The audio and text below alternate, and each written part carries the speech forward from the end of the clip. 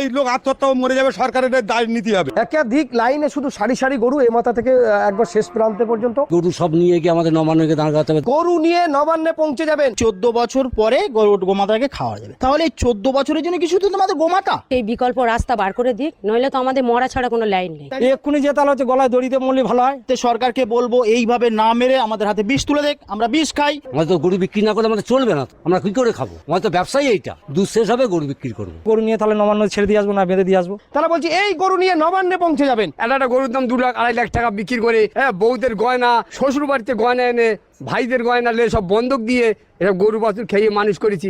এইসব টাকা আমরা কি দেবো? ইন্টারনেটের টাকা লোয়ার এসে 5 লাখ টাকা, এসব টাকা আমরা কমতে দেবো? তাহলে তো আমাদের তো পালাবার ছাড়া রাস্তা নেই। আত্মহত্যা করতে হবে। আমার এখনই 15 লাখ টাকা দেনা আছে। আমাদের রাস্তায় বসে যেতে হবে, ছেলের আমার পড়াশোনা শেষ হয়ে যাবে, বন্ধ হয়ে যাবে। আমাদের মরণ ছাড়া রাস্তা নেই, গরুগুলো কি করবো আমরা? আমাদের কোনো বিকল্প নেই। ছেলের আমার কান্নার অবস্থা, মা আমার পড়াশোনা বন্ধ গেলে আমি কি করব? দাঁড়িয়ে আছি ভাঙড় থানার নারকেলবেড়িয়ার ঘোষপাড়া। একেবারে এই ঘোষপাড়া বলতে এই ঘোষপাড়াতে প্রতিটা পরিবারে কম বেশি হলেও আমি দেখাবো খাটাল আছে। তাদের দুধের ব্যবসার সাথে সাথে গরুর যে ব্যবসা, সেই গরু তারা কুরবানির সময় বাজারজাত করে এবং একটা মোটা অঙ্কের টাকা তাদের আসে। সেই টাকা দিয়ে তারা প্রচন্ড লেবার পোষে। দেখুন এখানে যারা দেখাবো বেশি অর্ধেক মানুষ কিন্তু লেবার শ্রমিকের কাজ করে এখানে। ঠিক সেই জায়গায় দাঁড়িয়ে আমি গরুর চিত্রটা দেখাবো যে গরুগুলো দেখুন, এক একটা গরু কোনোটা 3 লাখ 4 লাখ 4.5 লাখ 5 লাখ পর্যন্ত বিক্রি হয়। তাদের একটা মোটা অর্থ উপার্জন হয়। কিন্তু এখন বর্তমানে যে পরিস্থিতি, সরকারের যে আইন আছে, সেই আইনে যে পরিস্থিতি এসছে যে 14 বছরের উপরের গরু তারা বিক্রি করতে পারবে বা কুরবানি করতে পারবে। কিন্তু সেই জায়গায় দাঁড়িয়ে কুরবানির সময় গরুর যা আইন সরকার করেছে তাতে কিন্তু গরু বিক্রি হবে না। কি বলবো? আমাদের গরু তো বিক্রি হবে না, তাহলে সরকারের সেই ব্যবস্থাটা আগের থেকে তো